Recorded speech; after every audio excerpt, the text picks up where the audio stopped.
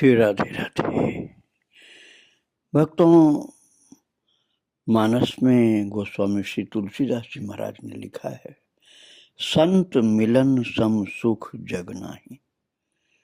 अर्थात संत से मिलने जैसा सुख दूसरा सुख नहीं हो सकता कोई। तो संत से मिलने का कितना बड़ा सुख होता होगा, और संत से मिलना कौन चाहता है। संत से मिलने वाला भी, मिलने की अभिलाषा रखने वाला भी कोई कोई होता है, हर कोई नहीं मिलना चाहता।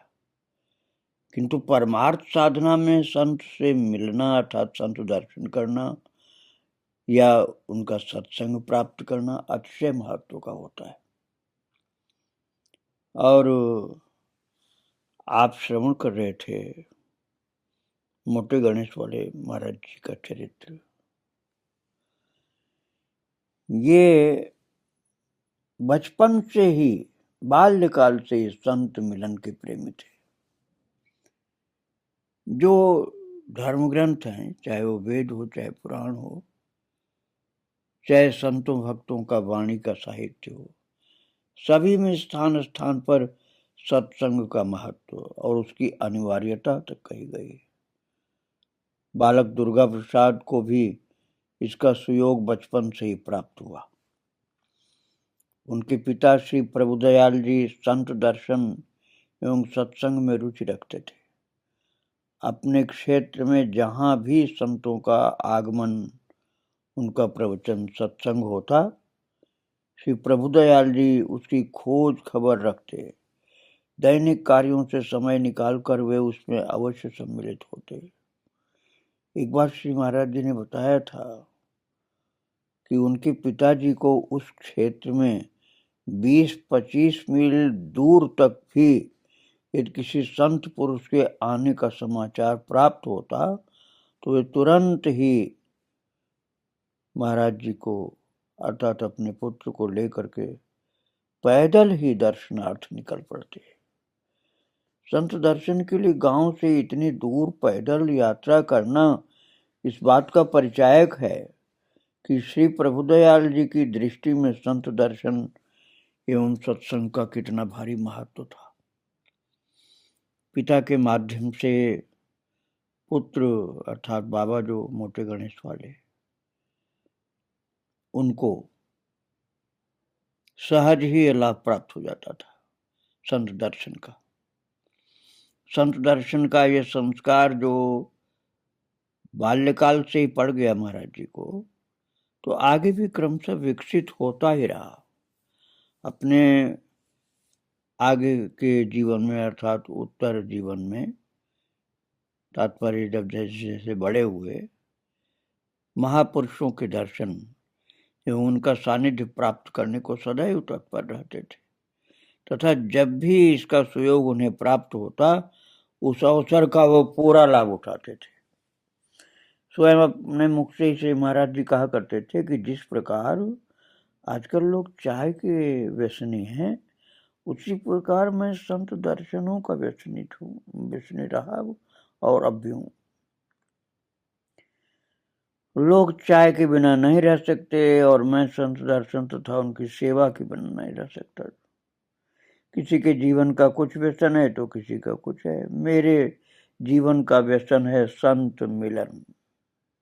बाबा कहते थे कि शरीर से आस्था तब छूटेगी जब इसके स्वरूप को पहचान लोगे और सत्संग को अपना जीवन उसी प्रकार बना लोगे। सत्संग को जैसे मछली के लिए जल, मछली जल के बिना नहीं रहती, ऐसे सत्संग के बिना जब रहना अच्छा नहीं लगेगा किसी प्रकार से, तब समझो सत्संग का लाभ मिलना शुरू हुआ। सत्संग की महिमा को व्यक्त करने वाली मानस की चौपाई महाराज जी स्वयं गुनगुनाते थे और उसका प्रभाव उनके जीवन पर था। मज्जन फल पेखिए तत्काला, काकु होहि पिक बकऊ मराला। अर्थात सत्संग रूपी सरोवर में स्नान करने का फल तत्काल प्राप्त होता है। इसमें नहाकर कौआ कोयल के समान मृदुभाषी तथा बगुला हंस के समान सारग्राही हो जाता है। इस प्रकार एक और स्वयं के धर्म संस्कार जो उन्हें जन्म से ही प्राप्त थे तथा दूसरी ओर माता पिता के द्वारा उन संस्कारों एवं सद्गुणों का निरंतर पोषण होना, इस दुर्लभ वातावरण में महाराज जी का बाल्यकाल व्यतीत हुआ और बचपन की इस अमिट छाप ने उनके कृष्ण भक्ति में समग्र जीवन के लिए आधारशिला का कार्य किया। इसी आधार पर उनके व्यक्तित्व का निर्माण एवं विकास हुआ और इस बात को भी समझना है हमको कि जब ऐसा जीवन प्रभु की कृपा से भक्तिमय होना शुरू हो जाए, साधक का जीवन हो, तो आहार शुद्धि का भी ध्यान देना चाहिए। हमारे वैदिक धर्म दर्शन में आहार शुद्धि को विशेष महत्व दिया गया है। मनुष्य जो भी करता है उस पदार्थ के सूक्ष्म भाग से, जो भी भोजन करता है उस पदार्थ के सूक्ष्म भाग से उसके मन का निर्माण होता है। इसलिए कहा जाता है जैसा खाओ अन्न वैसा बनेगा मन। तो हमने जो प्रसाद पाया, भगवान को भोग लगा दिया तो प्रसाद है, नहीं तो भोजन ही केवल है वो। उसके द्वारा मन का निर्माण होता जाता है। मन के निर्माण का अर्थ है मानसिक प्रवृत्तियों का तथा विचारों का निर्माण। यदि आहार अशुद्ध होगा तो मन में भी कुप्रवृत्तियों का उदय होगा, जो क्रमशः बलवती होकर मानव को उसके श्रेय मार्ग से भटकाकर पतन के मार्ग में ले जाएंगे। परंतु यदि आहार शुद्धि का सदैव समुचित ध्यान रखा जाए तो उसके प्रभाव से चित्त में सद्गुणों एवं सद्विचारों का सहज ही उन्मेष होता रहेगा और अंततः जीवन के महानतम फल की स्वतः प्राप्ति हो जाएगी। और वो महानतम फल है मोक्ष, और उससे भी श्रेष्ठ है फल भगवत प्राप्ति, और उससे भी श्रेष्ठ फल है भगवत प्रेम की प्राप्ति। और भक्तों, यही मानव जीवन का चरम लक्ष्य है, अर्थात प्रभु के प्रेम की प्राप्ति, जिसे आहार शुद्धि से प्राप्त किया जा सकता, अर्थात सहायता मिल सकती है। इसीलिए कहा गया आहार शुद्धो सत्व शुद्धि, सत्व शुद्धो ध्रुवा स्मृति। अर्थात आहार की शुद्धि होने पर अंतःकरण की निर्मलता होती है। अंतःकरण की निर्मलता होने पर परम तत्व की अविचल स्मृति होती है। अविचल स्मृति होने पर सभी ग्रंथियों का आत्यंतिक नाश अर्थात भगवत प्राप्ति होती है। भोजन की शुद्धि अर्थात आहार शुद्धि के अनेक आयाम हैं। भोजन अनेक कारणों से अशुद्ध होता है और उस पर ध्यान देना पड़ता है। एक तो अशुद्ध होने का कारण होता है अर्थ दोष, अर्थात जिस पैसे से हम भोजन की चीजें खरीदते हैं वो पैसा किस प्रकार से हमको मिला है। यदि धन को अन्याय से अथवा दूसरे को पीड़ित करके अर्जित किया जाएगा तो ऐसे धन से प्राप्त किया गया भोजन अशुद्ध ही होगा। रसोई में अनेक सावधानियां भले हो जाएं, किंतु ऐसा भोजन शुद्ध नहीं हो सकता है जो बहुत लोगों को पीड़ा दे करके अर्थ प्राप्त किया गया है, उससे नाश होता है भक्तों, बहुत अशुद्ध होता है। अतएव आहार शुद्धि का प्रथम और सर्वाधिक महत्वपूर्ण सोपान है धन की शुद्धता। अध्यात्म जीवन में आहार शुद्धि की विशेष अनिवार्यता है। इसके बिना भजन मार्ग में आगे बढ़ना असंभव है। आहार शुद्धि का प्रथम परिणाम है अंतःकरण की निर्मलता। ये निर्मलता यदि अपने पूर्ण रूप में किसी को प्राप्त हो जाए तो ऐसे साधक को आहार की अशुद्धि सर्वथा असह्य हो जाती है। यदि किसी के आग्रह से अथवा किसी की वंचना करने पर ऐसा उत्तम साधक अल्पांश में भी उसे ग्रहण कर लेगा अशुद्ध आहार को, तो अविलंब उसकी प्रतिक्रिया मानस पटल पर उभर कर आ जाएगी। दूषित आहार की ये प्रतिक्रिया अनेक रूपों में व्यक्त हो सकती है, जैसे दुस्वप्न, भजन में रुचि का ह्रास, विकारों का वेग, विपरीत ज्ञान आदि।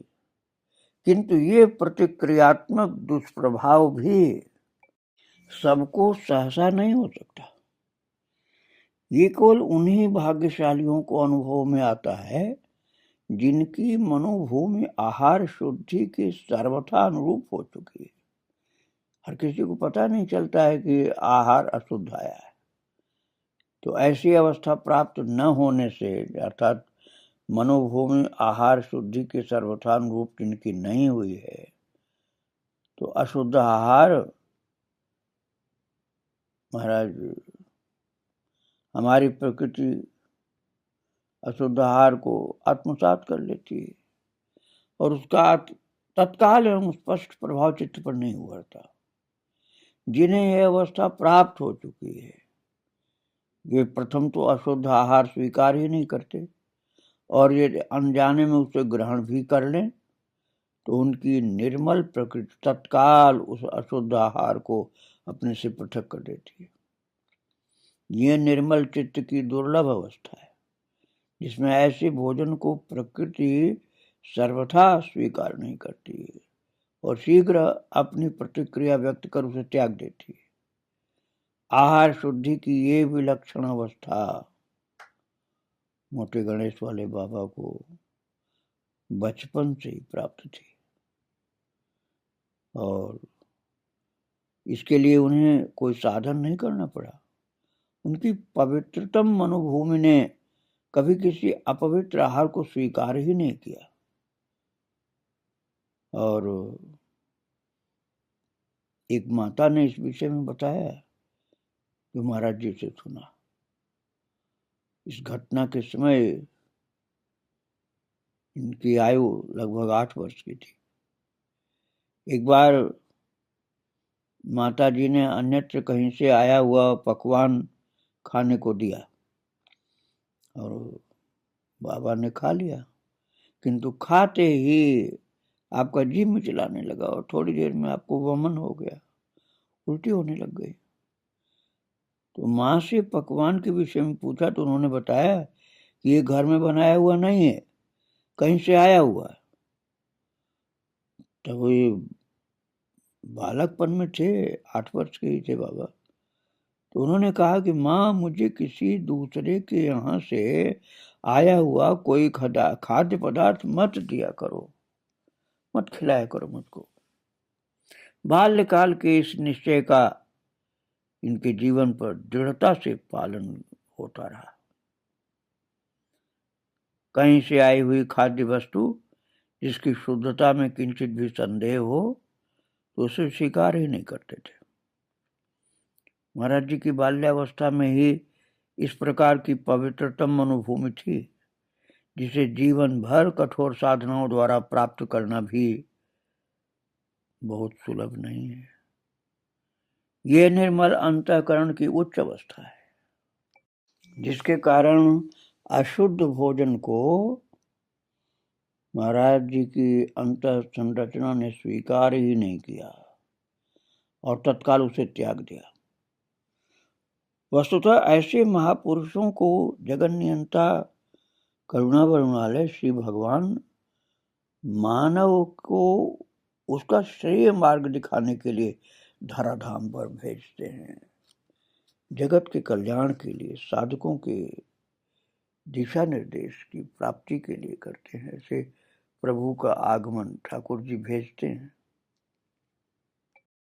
महाराज जी ने बचपन में विद्यालयों में भी खूब पढ़ाई की थी। ऐसा नहीं था कि घर में ही रहे, पढ़ने गए थे और विधिवत शिक्षा प्राप्त की थी। इसलिए कभी कभी अंग्रेजी में भी लिखा करते थे। सन 1960 की अवधि में वे श्री वृंदावन धाम में निवास कर रहे थे एवं शिक्षा के लिए अथवा डिग्री लेने के लिए जहां पर लहरियासराय से उनको मिलना था वहां नहीं गए। से स्पष्ट होता है कि उन्होंने ये डिग्री संबंधित कॉलेज का नामांकन पत्र भरकर प्राइवेट शिक्षा पद्धति से उत्तीर्ण की थी। तो इन तथ्यों से महाराज जी की शिक्षा का पूरा अनुमान तो नहीं किया जा सकता है, लेकिन उनकी रुचि तो भगवान में थी, शिक्षा में ज्यादा उनको रुचि नहीं थी।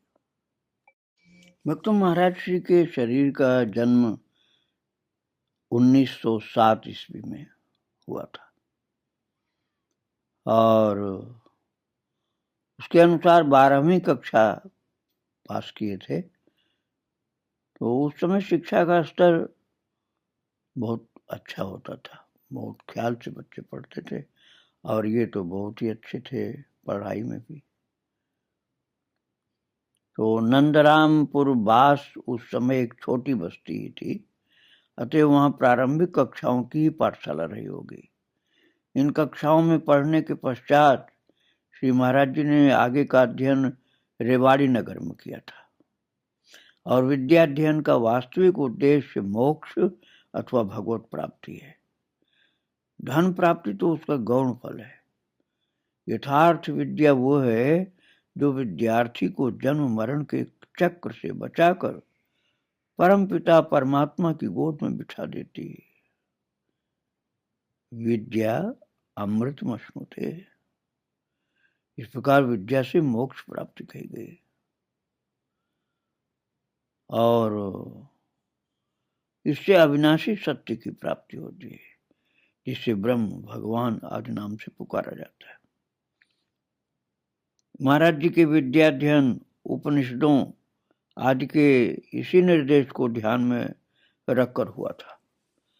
अन्य विद्यार्थियों के समान केवल आर्थिक लाभ के लिए अध्ययन करना उनका लक्ष्य नहीं था। मानव जीवन का चरम उद्देश्य श्री भगवान है। इस विषय में वो भीतर से पूर्ण सावधान थे। सजगता का विरोधी होता है प्रमाद अर्थात लापरवाही, गफलतबाजी। उनके अंतःकरण में प्रमाद के लिए कोई स्थान नहीं था। लक्ष्य का अटल निश्चय और उसकी उपलब्धि के प्रति पूर्ण सजगता, ये दोनों विशेषताएं बाल्यकाल से ही थी और इनके अंतर्मन में लक्ष्य के प्रति अटल निश्चय किस प्रकार का था उसको समझिए आप। विवेक कब होता है? सत्संग से। बिनु सत्संग विवेक न होई, राम कृपा बिनु सुलभ न सोई। तो सत्संग प्राप्त होता है अनुभवी संतों से, उनके सत्संग से। अनुभवी संतों का मिलन निश्चयात्मिका बुद्धि से होता है। अचल एवं ध्रुव सत्य संकल्प ही निश्चय है। निश्चय में परिवर्तन नहीं होता। जो एक बार निश्चय कर लिया वो अमिट होता है, किसी भी परिस्थिति में बदल नहीं सकता। और संसार की समस्त वस्तु, भोग एवं ऐश्वर्य की सामग्री जो होती है वो किसके लिए है? वो साधक के लिए नहीं है। तो ये बात समझने की है। साधक तो भगवान का प्रेमी होता है, भगवान की दिशा में चलने वाला होता है। संतों ने कहिए या वैष्णवाचार्यों ने कहिए, जीव और ब्रह्म के बीच 3 प्रकार का शाश्वत संबंध माना है। इन संबंधों का कभी अभाव नहीं होता। जीवात्मा के स्वरूप के साथ ही जुड़े हुए हैं, क्योंकि जीव अविनाशी है, चेतन अमल, सहज सुख राशि, ईश्वर अंश, जीव अविनाशी। अतः संबंध भी अविनाशी है। बंध, मोक्ष, सृष्टि, स्थिति, प्रलय, जागृत, स्वप्न, सुषुप्ति सभी अवस्थाओं में जीव और ब्रह्म के बीच में संबंध बना रहता है। इनमें प्रथम है धार्य धारक संबंध, अर्थात परमात्मा जीव को धारण करने वाले हैं और जीव उनके द्वारा धारण किया हुआ है। दूसरा है नियाम में नियामक संबंध, अर्थात जीव उनके द्वारा नियमन तात्पर्य अधीन किया हुआ है और वे उसके नियामक हैं। तीसरा है शेष शेषी संबंध, अर्थात जीव उनके लिए है तथा वे जीव को जब चाहें जैसा चाहें अपने उपयोग में ले सकते हैं। ये तीसरा शेष शेषी संबंध ही महाराज जी के अंतर में अर्थात मन में आधार था। शेष उन वस्तुओं को कहते हैं जिनका अस्तित्व, जिनका वैशिष्ट अर्थात जिनकी स्थिति प्रवृत्ति स्वरूपतः किसी दूसरे के लिए हो, जिसके लिए वो होती है उसे वस्तु का शेषी कहते हैं। जैसे माला और चंदन, ये वस्तुएं अपने लिए नहीं बनी और न ही उनकी विशेषताएं इनके अपने लिए हैं। ये निश्चित रूप से अपने से पृथक किसी मनुष्य के लिए ही बनी है, जो माला पहनकर तथा चंदन का लेप लगाकर सुख का अनुभव करेगा। अतः माला, चंदन आदि वस्तुएं शेष कहलाएंगे तथा उनका भोक्ता व मनुष्य शेषी कहा जाएगा। वैष्णव दर्शन के अनुसार ये समस्त जड़ जगत तथा सभी चेतन जीवात्माएं श्री भगवान की शेष हैं तथा श्री भगवान उनके स्वाभाविक शेषी हैं। जीव के अंतरतम का ये शेषत्व उसका एक स्थायी धर्म है जो उससे कभी अलग नहीं होता। ये धर्म उसके भीतर सदैव होने पर भी सांसारिक मोह माया तथा उसके दुराचरणों के कारण ढका रहता है, कभी उसके अनुभव में नहीं आता। ये दुर्गुण उस धर्म को एक आवरण की भांति ढके रहते हैं।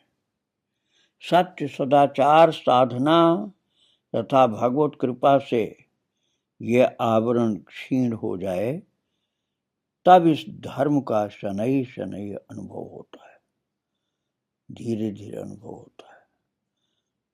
श्री महाराज जी जिनका चरित्र आप श्रवण कर रहे हैं, सत्य सदाचार से सर्वथा संपन्न थे तथा भगवत कृपा से बाल्यकाल से साधन परायण थे।